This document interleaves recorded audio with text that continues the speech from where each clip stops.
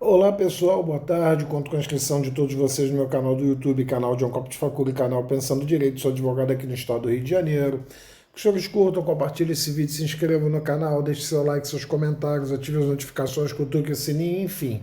Hoje nós vamos falar a respeito da notificação da Rumble a Moraes, que é enviada ao Superior Tribunal de Justiça para intimação do ministro em processo nos Estados Unidos. A Rumble é a empresa lá do Donald Trump que determinou a intimação, né? Requereu lá num processo nos Estados Unidos, em face do ministro Alexandre de Moraes, já que ele atuou contra a empresa em território americano, ferindo a soberania dos Estados Unidos. E essa postura do ministro, por lá, foi considerada efetivamente uma violação de soberania e, portanto, não pode o Brasil agora questionar, ou contestar, ou reclamar que a soberania do país está sendo violada, já que, por ato arbitrário do ministro, ele determinou que contas de dissidentes, né, da oposição que ele quer calar de qualquer forma, fossem bloqueadas no território americano. Isso efetivamente é uma violação da soberania americana. Não é à toa que houve o pedido de houve o ajuizamento da ação em face de Alexandre de Moraes pela empresa do presidente Donald Trump e houve a determinação, o juiz já recebeu a petição inicial, equivalente aqui no nosso direito brasileiro, e determinou a intimação do ministro em processo nos Estados Unidos. E aí veio aqui, caberá ao presidente da corte decidir se magistrado será citado no caso. O processo deve ter manifestação da Advocacia Geral da União, do Ministério Público Federal, e vai gerar discussão no tribunal. Então não pode o ministro Alexandre de Moraes se furtar a responder a essa intimação, porque o que acontece? Ele representa, como agente público que é, a União, o governo federal, nós, né? Eles são, um é o Estado executivo, que executa as leis, o outro é o Estado legislativo e o outro é o Estado juiz. Então, nesse caso, ele como Estado juiz, ele envolve a União, e se a União, o governo federal, tiver que pagar alguma indenização, vai sair dos nossos tributos, dos nossos impostos, taxas, etc., para cobrir as arbitrariedades praticadas pelo ministro Alexandre de Moraes, não impedindo que a lei Magnitsky seja aplicada. Ela vai ser inclusive estendida, de acordo com as notícias que constam aqui no Google Discover, para outras pessoas ligadas a Moraes, como sua esposa, que tem um escritório que parece que é, ganhou muita visibilidade após Moraes ser nomeado pelo Supremo Tribunal Federal. Então, isso é um processo que vai gerar muitas discussões, como a própria Folha de São Paulo está dizendo aqui, por causa da repercussão que ele causou, né? Já que ele está reclamando que o Lula está defendendo que houve violação da soberania, quando o americano quis intervir no Brasil, quer intervir no Brasil, em relação ao caso de Jair Bolsonaro, há uma reciprocidade, falando dessa forma, por parte dos Estados Unidos em processar Moraes, já que ele determinou atos judiciais em território americano, fora da nossa jurisdição. Pessoal, e continuando aqui num vídeo, nós vamos fazer uma avaliação aqui, ó, carta capital. Avaliação de Mourão sobre a chance de emplacar impeachment de Moraes. A oposição afirmou ter alcançado 41 assinaturas, mas o processo seguirá travado.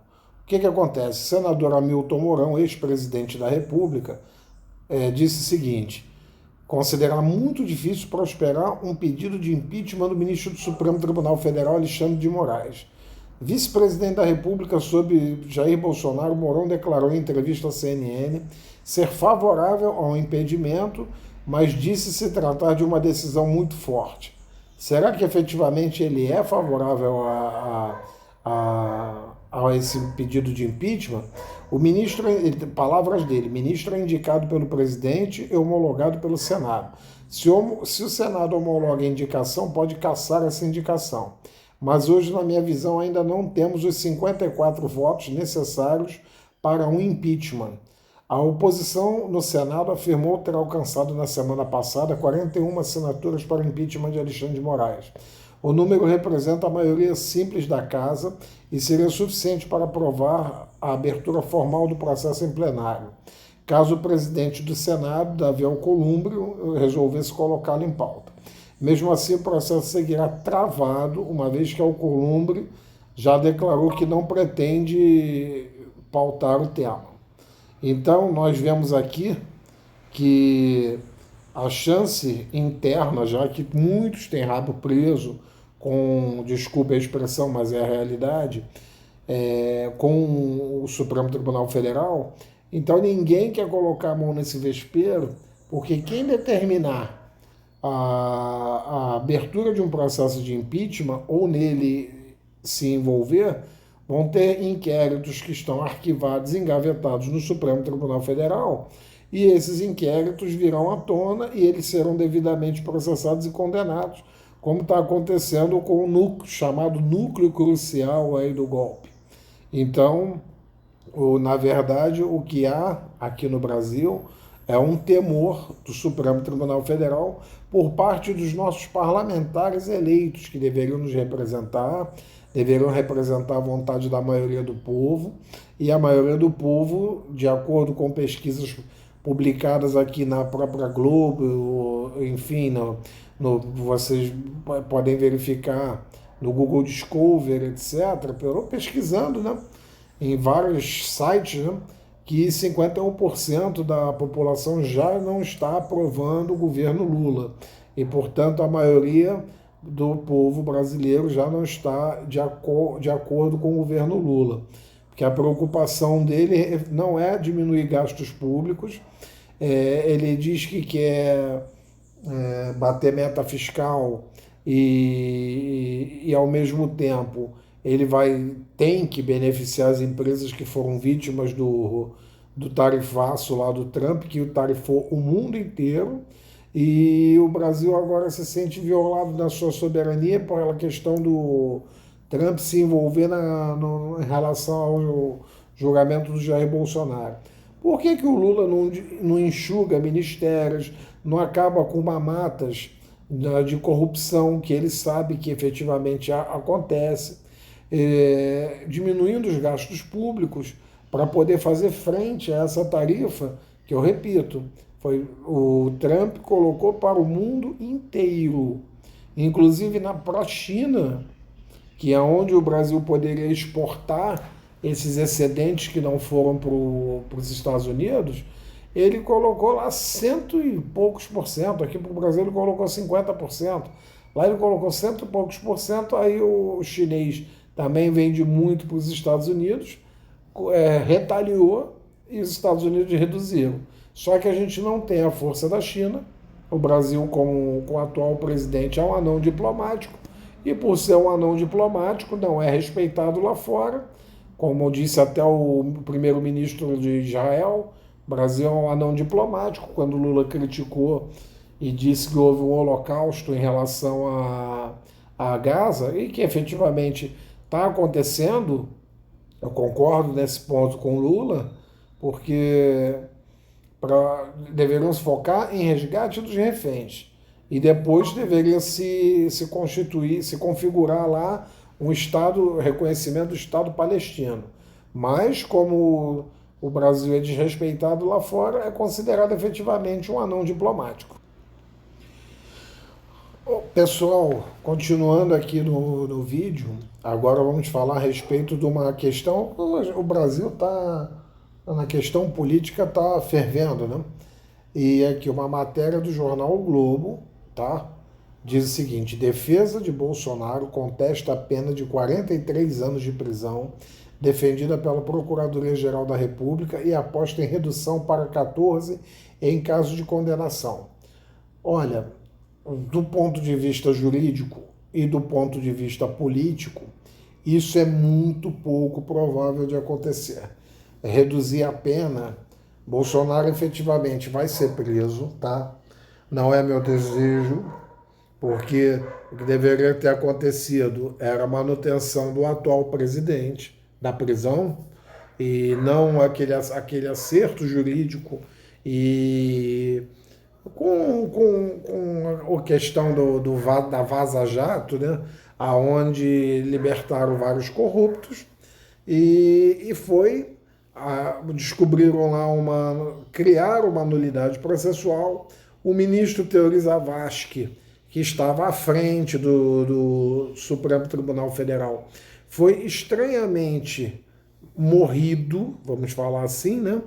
Porque ele que estava lá por trás, na parte do Supremo Tribunal Federal, na questão da Lava Jato, e de repente ele vem a falecer num acidente muito misterioso, aonde o piloto dele lá do avião que ele tinha fazia um trajeto, né, se eu não me engano, para Angra dos Reis, eu acho, Rio, Angra dos Reis, um negócio desse.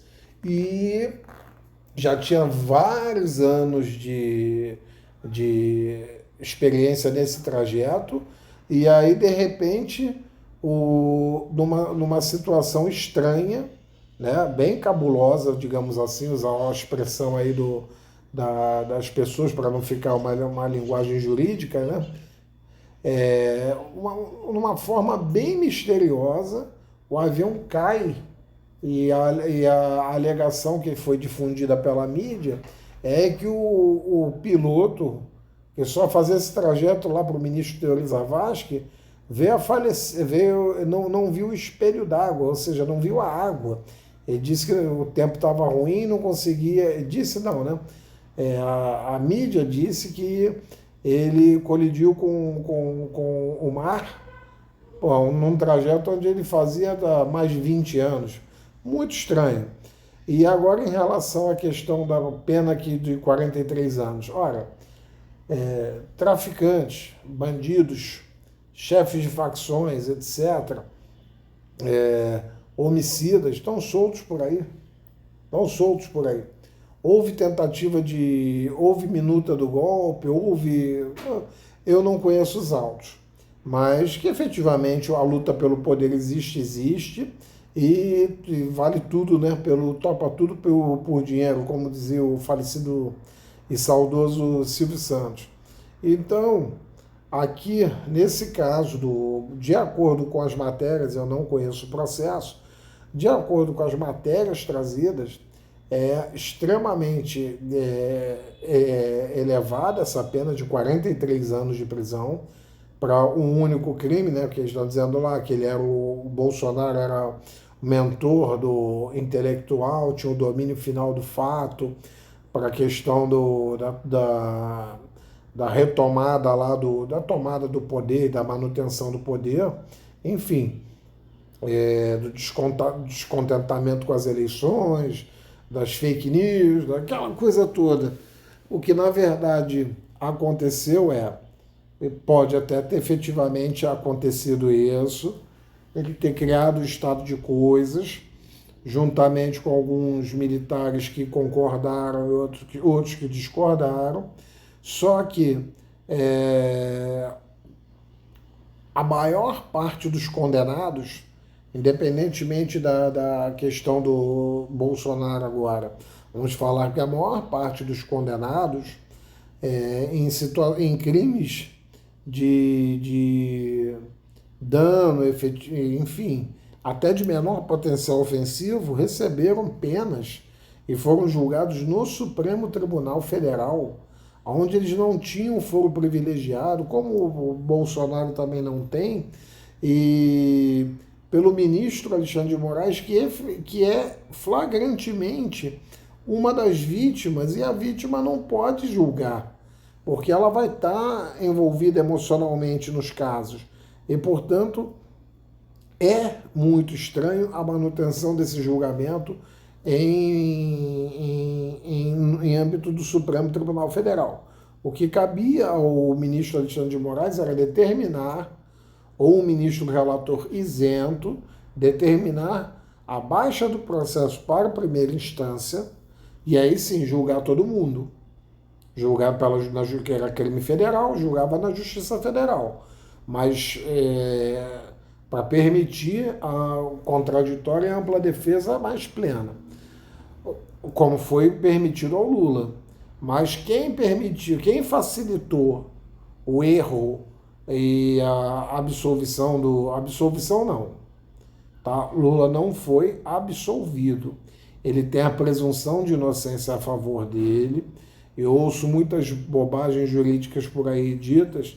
Ele não foi considerado, ele entra na condição que todos nós temos da presunção de inocência. Mas as provas foram anuladas, mas existiam, tá? De corrupção no governo dele, Odebrecht, delações premiadas que foram comprovadas.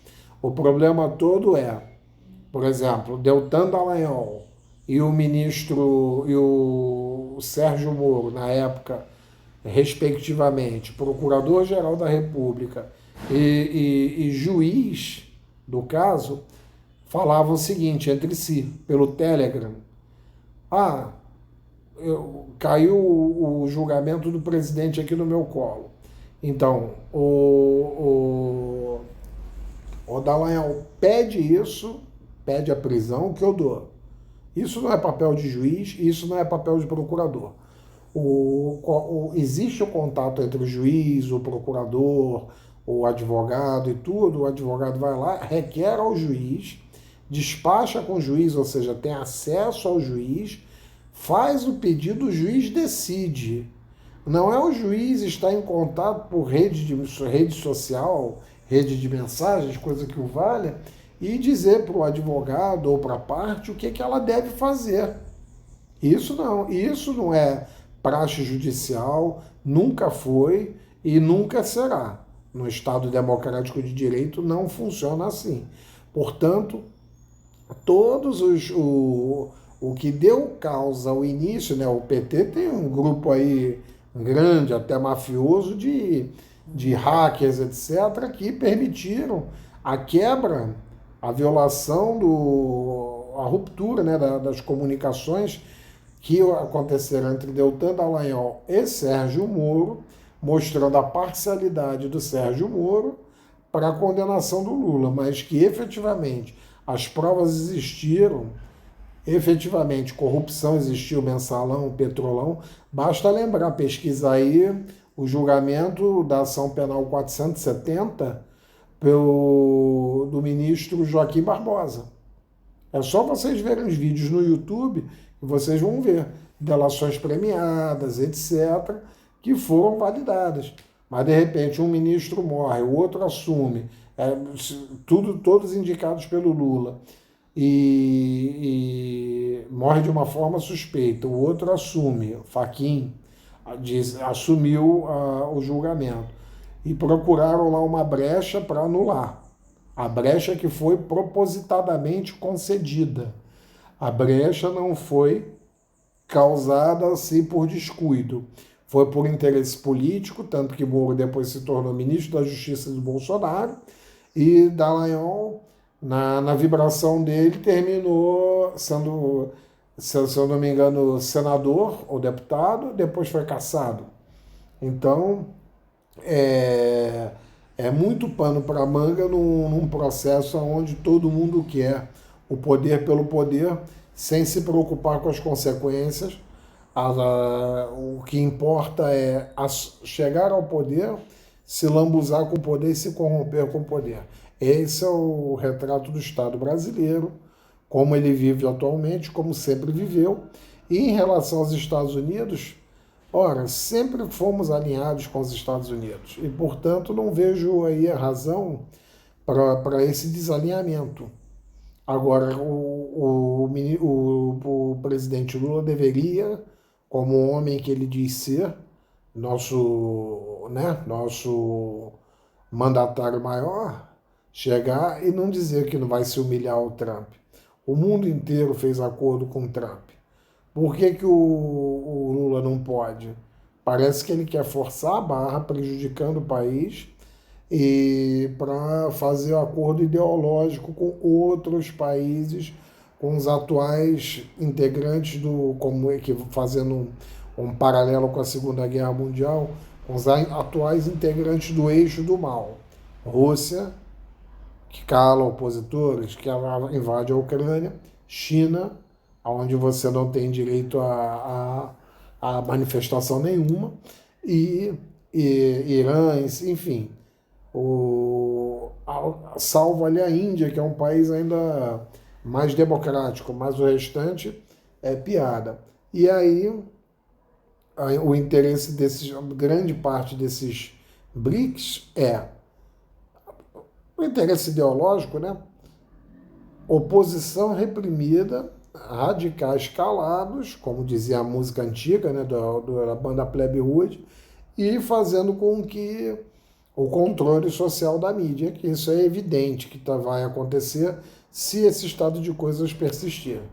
Forte abraço a todos aí, saúde e paz.